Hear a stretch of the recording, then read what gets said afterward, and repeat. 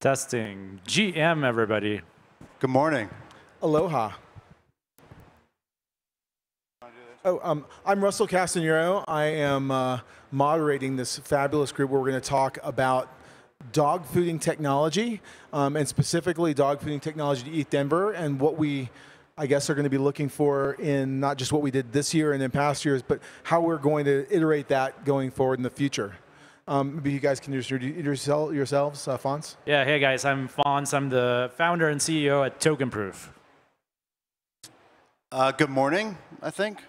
Yeah, maybe good afternoon. It's always a GM. Yeah, GM. We'll just do GM. My name is Gardiner. I'm on the board of SportDAO. Been around here since 2018. Previously been at FIO Foundation, the Ethereum Foundation, and right now I'm currently at Harmony. So, the first thing I want to say is an interesting thing about ETHDenver. We never talk about ourselves as it being a conference, because it's not. It is the largest running Web3 experiment in history. And so being that we're experimental, we dog food everything. We are trying new things. You've hardly ever seen the same thing over and over again. So maybe we could first start by, how about each of you saying what the worst experience that you had dog fooding anything in the past was, before we dig into, and it can't be the application process for this year. That's off limits. But yeah, why don't you start with that? Yeah, I don't mind starting it off. I think if I were to rename this talk, it might have been spork feeding technology, because I think if you're drinking soup, a little bit kind of comes out on a spork. So we never really quite get it 100%. And I know in years past we don't really use the same tech stack every year.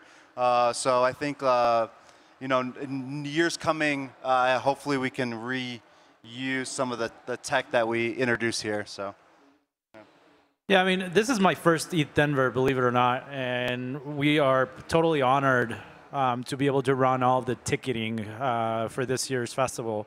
But I think the key word that Russell mentioned is it's an experiment, and every year is an experiment. And I think the entire space that we live in is an experiment, and we see it evolve and we see it mature over time.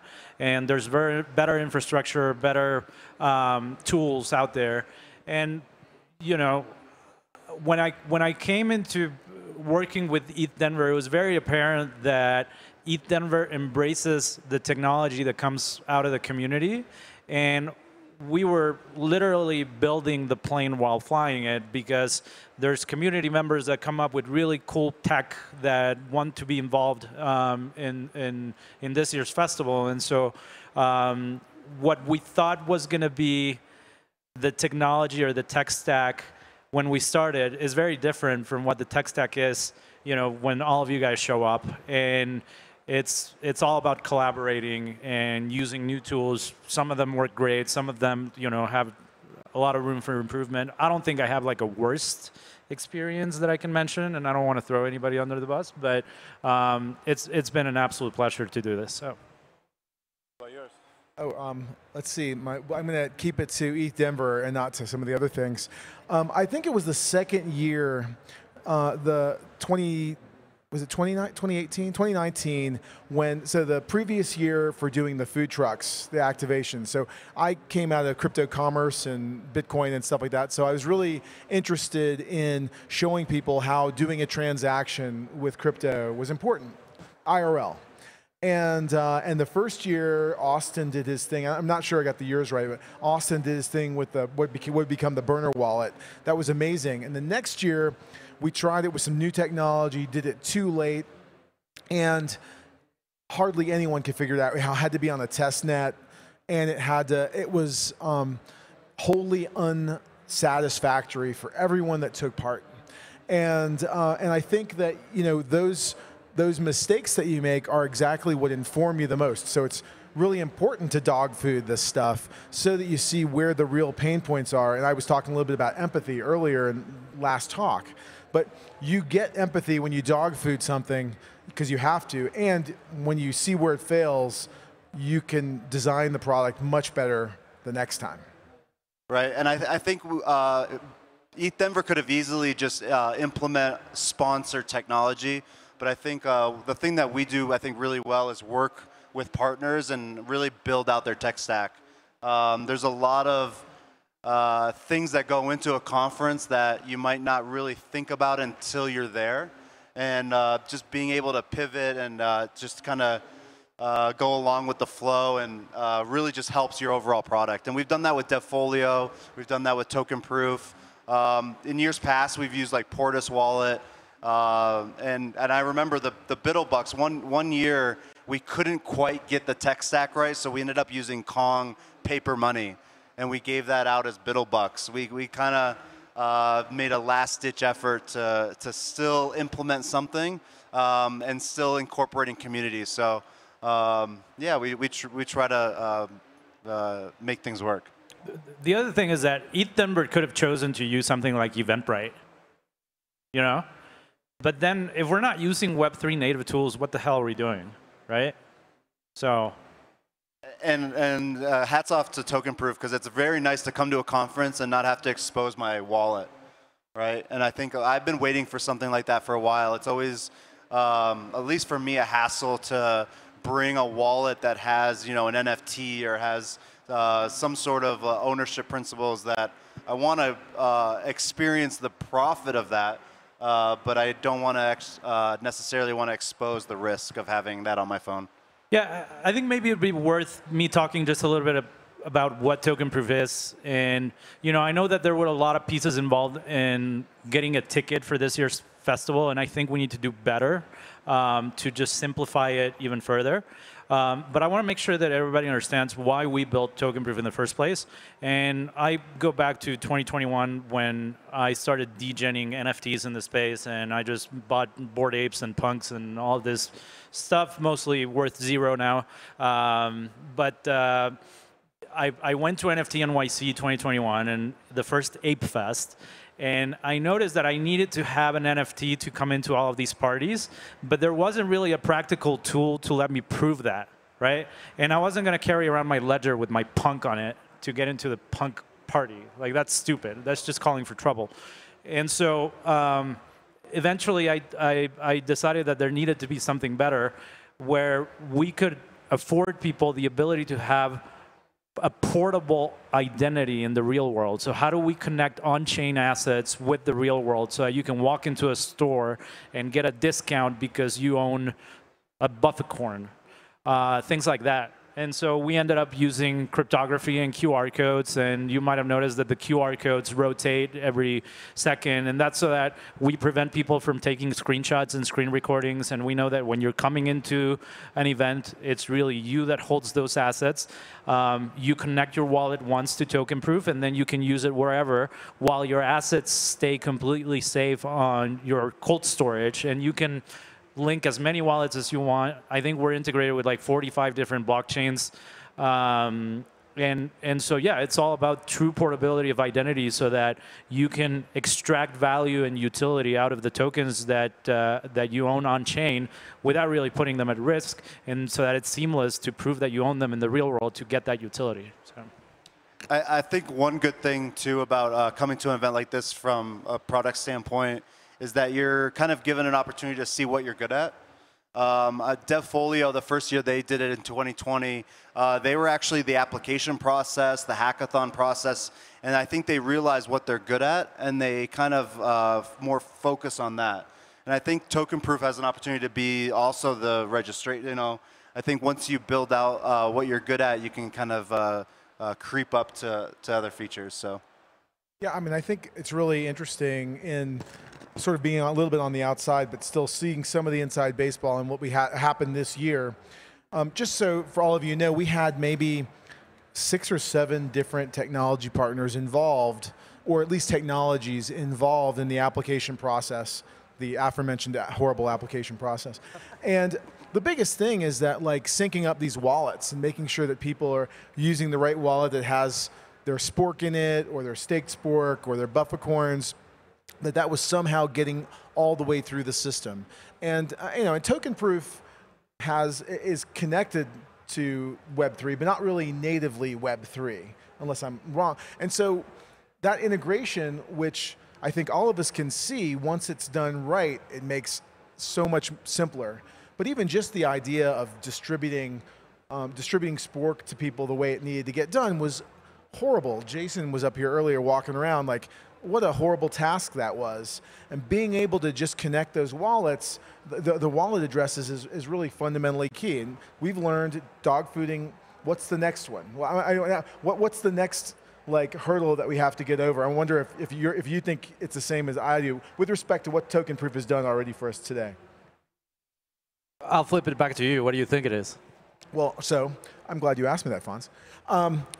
I think it's the fact that you could have registered with a wallet or an email address, but there's no way to sync those two together. They're separate. So if a speaker used their wallet to register and then their email came in, and then you want to upgrade them for some reason, now they've got 2 tickets, or they've got, and so that is hard. Now, I think that was never anything we identified until we dogfooded it. And I think the reason, you're absolutely right. And I think the reason for that is that when we built Token Proof in 2021, we wanted to make sure that people could be fully anonymous and that you could come in with a wallet and we would never ask you for your email address, or if we asked you for your email address, it would be 2 completely separate identities that wouldn't have any relationship with each other. And now as the space is evolving, we've sort of are becoming more pragmatic and practical about it. And I think this year we're going to optimize for user experience, and we might be leaving, and maybe this is the wrong forum for me to say it, but maybe we're going to be leaving some folks behind that want to be absolutely fully anonymous and don't want to provide their email address or things like that. But in the end, we want to solve for the majority of people that want to have a really seamless experience, and I think that is definitely an opportunity for improvement for next year. I say this a lot and for the last couple of years now, and I hope that I don't say it in a couple more years, but I think we're in the AOL stage of Web3. No one now uses AOL, but we all used it at first to get online, and it was a little clunky, it was a little slow, it didn't really have everything that we see now, and I think now, I think every iteration that we do at ETHDenver just gets better and better. We're always trying to solve the last problem or the problems we had in years past, and just patience, right? You've got mail. Yep. Yeah, I think, I started with the source. But I was Alta Vista, free. And then Juno? Juno, yeah. Oh my God, that's Zero? right. Oh my gosh. Oh, were you one of those people that got free internet by looking at ads? The Alta Vista one, while it connected, it showed you an ad. Yep. Crazy. Now, so let's get right to it. When the hell are you going to put Ticketmaster out of fucking business? What needs to happen? But seriously, what would need to happen to become a contender for someone like AXS Ticketmaster? So the big problem with the Ticketmaster is that they're essentially a monopoly with Live Nation, right? And so it's really, really hard to compete with them. The way that I would approach it is, number one, we have to get the Web3 market down first. We really need to get that user experience in our home turf perfectly where it needs to be before we start branching outward, right? Because if we try to compete as a small startup with somebody like Ticketmaster, we would immediately fail. We're not ready for that type of scale. But obviously, it's something that we think about a lot. The way that I would approach it is, after we are perfect in Web3, then is there another market, possibly outside of the US, where we can show that we can compete, at least at a technical level, with somebody like Ticketmaster? And then see how things develop here in the States. But the fact that they're a monopoly with Live Nation, so they have the artists, the ticketing, the venues, because they also own the venues, it's really, really hard. And at some point, you even see regulators taking a look and seeing if action needs to be taken, because we should be able to compete with them, but I can confidently say that it's very, very difficult when you're trying to compete against a huge conglomerate and monopoly. Yeah, I'll also say from having 20 years in the payments industry that there is a carve out for Ticketmaster. So you're not allowed to charge people excessive fees when you're doing online payments and credit card fees. However, Ticketmaster has a carve out because of their high value add to do these $20, $30, $50 transaction fees in addition to the credit card fees that are put on. So there's a huge regulatory moat protecting Ticketmaster from doing that kind of thing. And it is both their strength and their biggest weakness. They have to have that moat to have their model work. Otherwise, they begin bleeding in a big way really fast. I think they're stuck a little bit too because it incentivizes people to go to the ticket office and get a physical item. And I think we're at an age now where digital assets or digital memorabilia is somewhat important to young people. So, yeah, I mean, the paper ticket stub is so ready to be disrupted because I have a box full of paper ticket stubs because I like to keep those mementos. And now with things like token proof and POAP and all of these things that are coming out of this community, I think it's really interesting because the idea is that I don't need to have this box with paper ticket stubs. I can just look at my wallet and see everything that I've been to, but also on the utility side of things, I should be able to use that old ticket stub to maybe get a discount at a merch store for the artist after I attended their concert. There's so much that can be done. And then partners can also leverage that. And we're still stuck in the ice ages when it comes to that in Ticketmaster. And so hopefully, we're I don't know if it's going to be token proof or somebody else, but at least I know that we're contributing to exposing that there's better ways of doing things at this point. What do you, like you look at the Swifties that are out there and that they already hate Ticketmaster and they would love to have a real program that could track how many shows they've actually seen and get that kind of stuff. I mean, it really is transformative. And even at the early band level, having these clubs that they have, I mean, didn't what's the one, the online service, not Orkut, the one, the bands used. What was it called? For God's sakes. Like a fan page? They're like... No, but it was their fan pages, but it was... Anyway, it was a competitor to Facebook before it came out. What? MySpace? MySpace, thank you. Jeez. I'm having, my brain is spacing. But having something like that where new bands could just, oh yeah, you're a fan, you get 20% off because you were at this show. That kind of functionality is great. But when are you going to start taking crypto? Well, yeah, we are actually implementing crypto payments as we speak. So yes, I've thought about this a lot actually. Imagine if you were this guy in 1964 in Liverpool and you were going to a bar at the Cavern and the Beatles show up, and they're not today's Beatles. It's just this indie band that are starting to play their first few shows, and because you attended their event, you get this digital token that represents that you were one of the first ones to see them, and that gives you utility. And as they get big, you're going to maintain that OG status because you can provably say that you were there, right? And then 30, 40 years later, you go to a Paul McCartney show and you have backstage access because you were one of the first people to actually see them in Liverpool in the 60s. Like, that's the future that I want to live in. And I think we're slowly getting there. If I look at my Apple Wallet, I see hundreds of flights, that I've added that have just stayed there. So I think we're slowly getting to that point where we want to have those memories. We want to look back.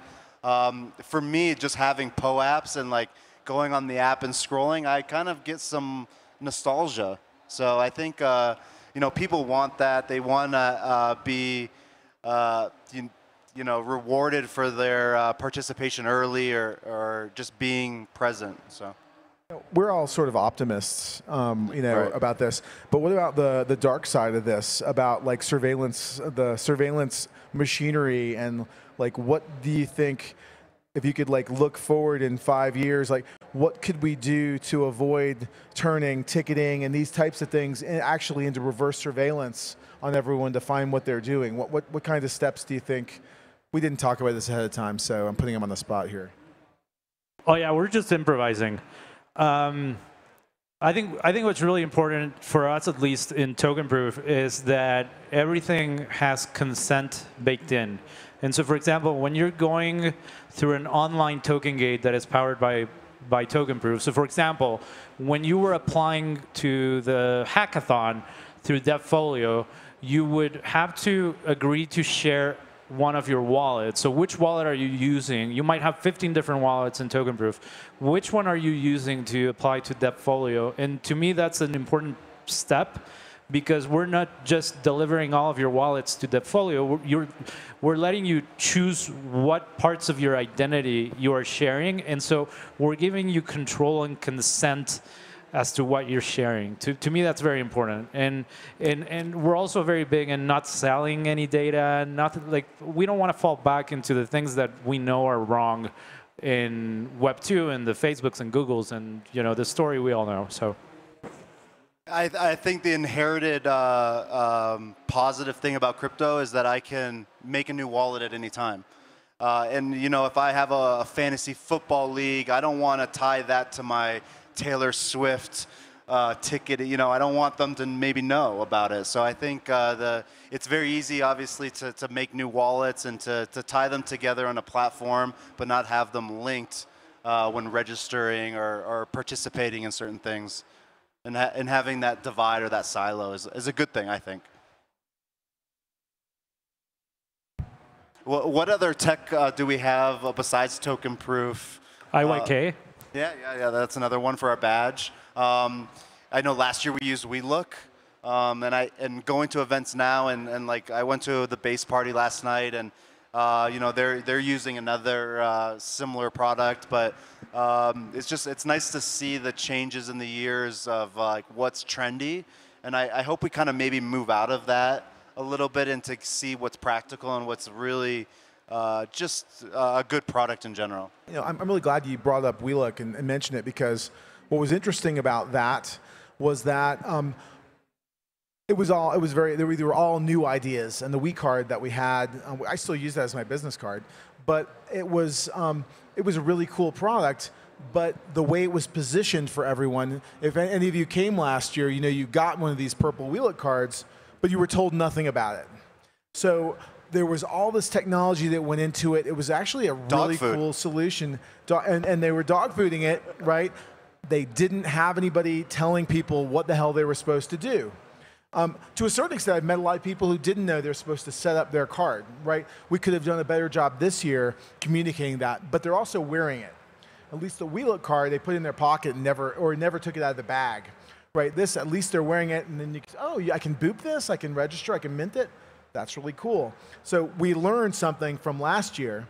Unfortunately, it was at WeLook's expense, but that having it as a part of the badge was more important than giving them something they could take away and use potentially forever. I think you get more interaction when you don't explain things and people have to figure it out. I think I come from like the DEF CON conference, and they give you a digital badge, and you're kind of left with it to figure it out, to hack it, to go through the steps of the design of that particular circuit board. And I think we've taken that kind of approach where we kind of let people figure it out. This year there's quests. Looking at that, I saw I had to scan 69 people just to participate in a certain part. Was it really 69?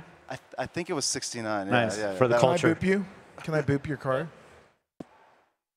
Look at this. We're dog fooding for real. But yeah, I think when you inherently just give somebody something and have them experiment, and then to be honest, I've also experimented on some of the cards or some of the badges, and there's other things you can do. Yeah. I won't go too much into detail, but if you're a tinkerer, you can do a lot with the badge, and hopefully they figure that out after the conference.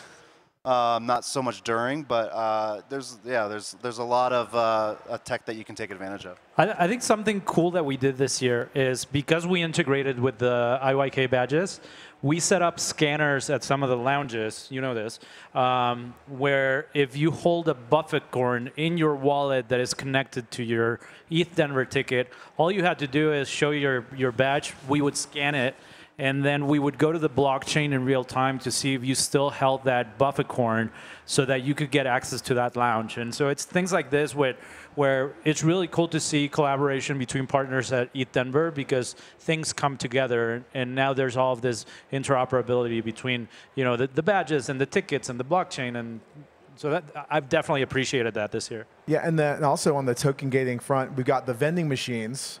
And so many of the vending machines you see around, you click on a little buffer coin, and if your wallet has a buffer coin in it, you get to get an item for the next 2 hours, one item every 2 hours. And I think that kind of stuff is cool. And also we've got we're using your verifier, I think, at the store. Yes. Right? So that if you've got a ticket and you confirm somebody has a ticket, they all on lead up on site. They even got a 20% discount, I think. So we're all these things are examples of how we're dogfooding this technology.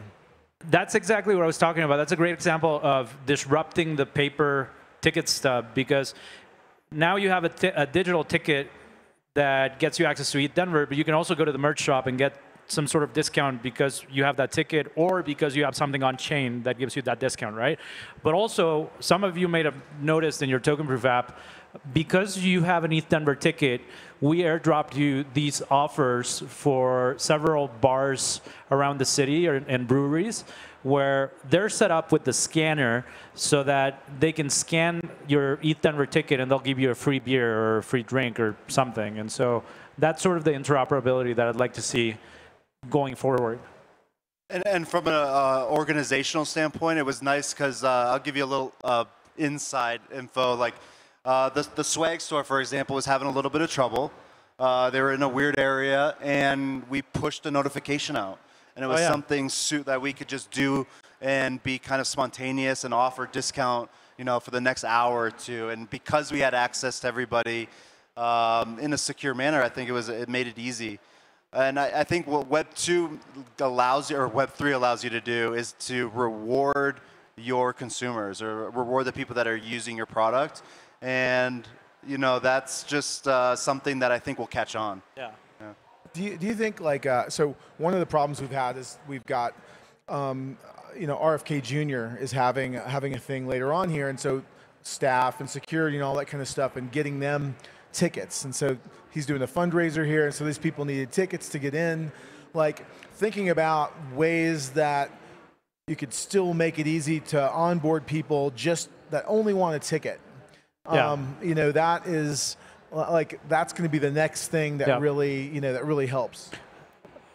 This is the biggest event that we've done at TokenProof with tens of thousands of attendees. And one thing that I definitely realize and I appreciate now is that there's a lot of friction in requiring users to download a native mobile app. And so I think what I'd like to see for next year is a web app so that it's easier for people to interact with us. I had somebody from the, I believe, FBI that attended ETHDenver, and she was trying to check in, and she goes, I cannot install a native app. So, there's ways that we can support it. But I thought that was funny. Excuses. I didn't think BlackBerries had any apps. But yeah. So, the FETs are here. So first, I'll just want to give the opportunity. If someone else is organizing a big event, how do they get in touch with you to use this for next time? Yeah, you can visit us at tokenproof.xyz. You can look me up on Twitter and follow me at FonzGM. And we want to collaborate with anybody and everybody. So please feel free to reach out. So what do you think are the first 3 things you guys are going to start working on after you sleep for a week after ETHDenver? Definitely the web app. I think we need crypto payments. I mean, it's overdue at this point. And just anything that makes it easier. I know that we saw people having trouble connecting their wallets, certain wallets, to TokenProof, and so we want to address that issue as well.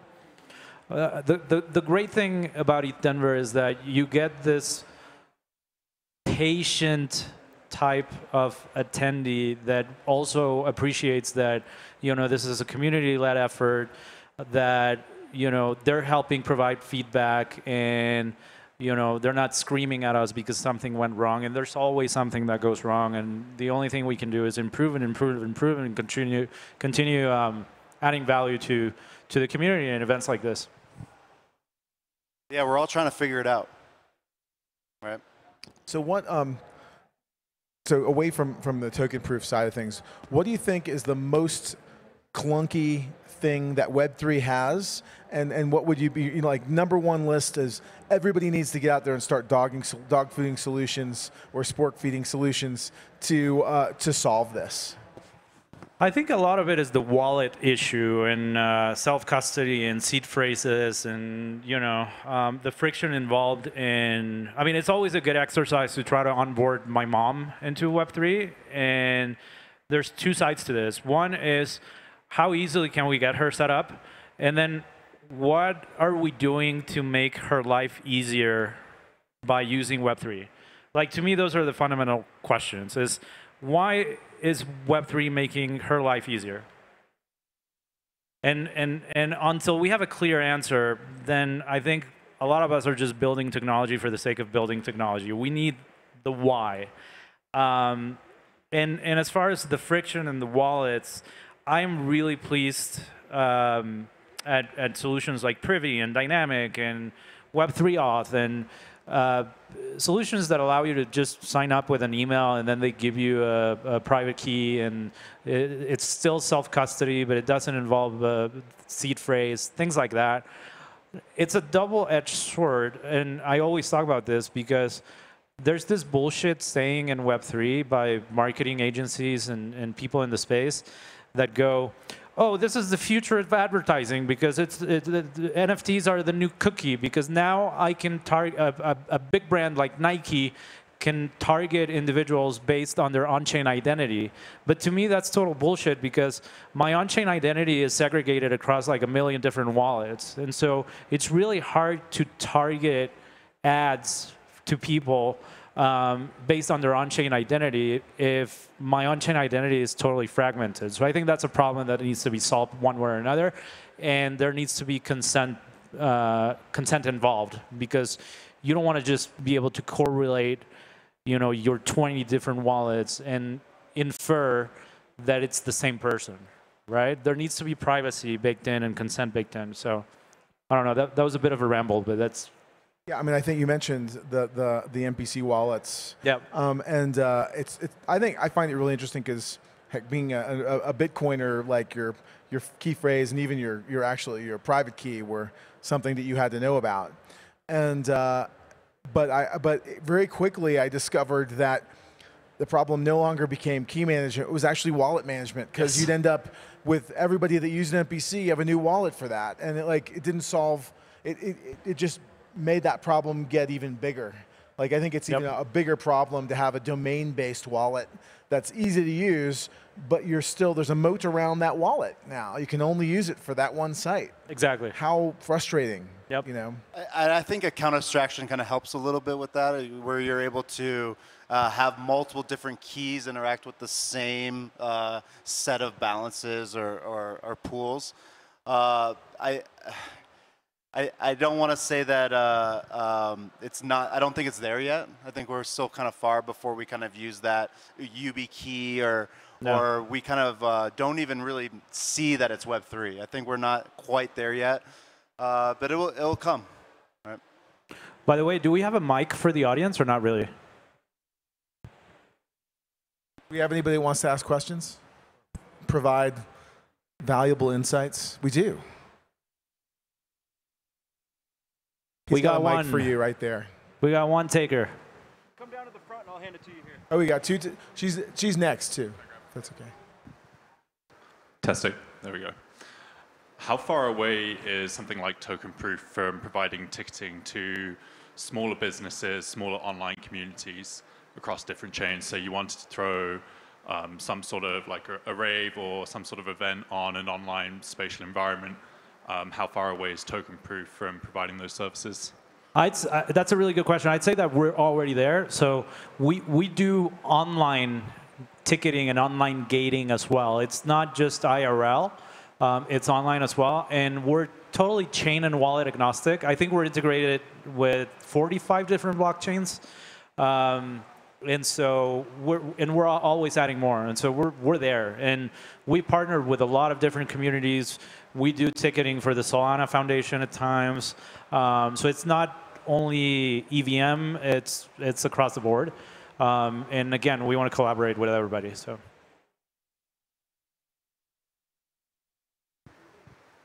Why a badge instead of a wristband? So like outside it has, like if you lose your badge, it's an extra $100. So if I put the tech in a wristband, what is the qualm with that? It's just I can't advertise who I am to others as well? Do you want me to answer that? Like, because I could just use different colored wristbands, right? So I think that's a great question, and it's because the like integrating those two things into one is actually really important. Having it on the back, like it's a lesson that we learned last year with the WeCard, right? Having your badge be the actual credential, and remember, if you lost a wristband, which happens, people do, we would be charging $100 for that because until that's deactivated, that's somebody else who can potentially use it, right? Yeah. So we've used wristbands before, and coming from the music industry, a lot of people do it too tight, and there's a lot of that like support infrastructure of replacing, and I think like being able to take it off when you go to a party, and if you go to any especially like music events like EDC or like Coachella, you'll have like 500 wristbands, and it gets a little crazy. And just being at the end of the night, leaving this in my car where I won't forget it. And I don't have the opportunity to maybe make it too tight or make it uncomfortable, because I've done a music festival, and on Friday my arm is red because of some mishap or something. So the flexibility, I think, but I don't see a real big issue with having it either way. Yeah, I think we could have done it that way, but if you didn't bring your badge, we'd still have to charge you to bring in a badge. And remember that some of the security is like visual. Like, should this biddler be, they're not scanning every single biddler that comes down here. They're only supposed to be certain badges that are allowed down in this area. So it makes it a lot more complicated, and with this many people, you need to make it as least complicated as possible. If it's a one-time event, a wristband, like one day or a number of hours, but for multiple, I think, and because the badge is so important for more of the event, we made that choice this time.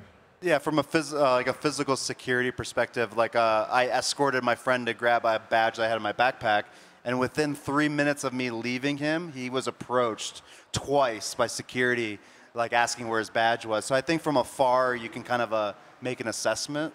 Whereas I think, especially here in Denver, where it could be 30 degrees and then the next day 70, I think if you look, a lot of people wear long sleeves. So I think from that, especially when you have, RFK or the SEC, you want that part of the security plan. So.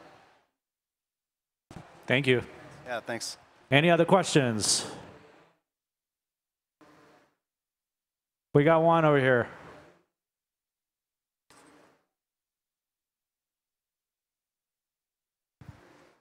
Hey guys, thanks so much. I really appreciate you mentioning the Wii card, because last year we didn't know anything about it either until after the conference, and got it set up. Trying to use it this year, and then honestly just found out that you can tap these. So honestly just found out that you can tap these your badge. So it's not so much a question, it's more feedback. Just great to obviously let entries know what to do, how to do it, but I mean, you guys are doing a fantastic job. It's a huge conference, got a lot of moving pieces, so just feedback for the new technology coming in, making people aware of it, just to obviously utilize it more. Thank Yeah, you and guys. I think when you gamify it too, it makes the interactions better. I'm gonna bring up DEF CON again. You know, part of those quests, you have to interact with a multiple amount of people, and you just have a better, I'm gonna say conference, but a better event experience when you have something of an excuse to approach somebody. So we want to encourage that more.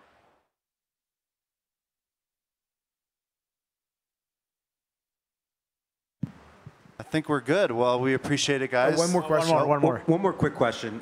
Since you brought up gamification, I'm curious, like, what games you yourself dog-fooded or like went through in this event. If you could talk a little bit about that. I'm not a big gamer, so. Yeah, I mean, I used to work at Rockstar Games, and I think that like ruined my game playing ability. I just like ruined it. But for me, like I just love like the alleyway. I like coming down and seeing people just sitting down and playing both the retro games and then crossing the bridge to Web3 and seeing kind of like how that whole thing has just transitioned to like playability. I think like when you are rewarded and you can take your assets off chain, like I think that's like part of the original theses of Ethereum. So just having that ability to take your things and using it across different games is awesome. But by the way, that's something that I'm pitching to a few big companies in the space where, you know, let's say that I have my Bored Ape and other Yuga Labs assets in different wallets. Those wallets are connected with token proof, and then they partnered with Activision Blizzard or Epic Games or whatever, and then I'm on my PlayStation, on my TV, QR code pops up, I scan it with the token proof app, and now my on-chain assets are linked with the game while keeping them safe. Like I think that's sort of the portability of identity that I'm talking about that we can facilitate. Have you guys thought about letting people, like, you know, because meetups, like if you ever do meetups, there half the people don't show up. Giving some like staking ability, like, oh, you stake $10 and then everybody who doesn't show up, that money gets split evenly between everybody that does show up. So we already do this, but we don't do it with crypto. So what we do is refundable deposits, and that's sort of a unique capability that we have because we've seen the problem of there's a lot of events in our industry that are free, and so people just claim tickets to have optionality, and then they don't show up. And so what we've done at a good number of events is now you have to pay $50 to reserve your ticket, and the moment that you get scanned in, then we refund you the $50. So it's a refundable deposit, similar to staking it. Just think how cheap it would be with crypto. Anytime I see that staking, though, I know like ETH Global does that now, like when you just stake to a 10 and then you get it back. And for me, that can be a little bit of like a negative, but I see how that could. It'd be nice if it was rewarded, though, like you said, between everybody. Yeah, we had like we issued like 24,000 tickets so far. Yeah. Is that right? So just imagine if you had to stake $100, and now that was a little dividend, attendance dividend. Yeah. Profit sharing. We're a co-op. Go for it. Stake your sport. Okay, I think that's all we got. We appreciate it, and thanks for helping us dog food. Thank you so much, guys. Yeah, really appreciate it. See you next year. Thanks, everybody.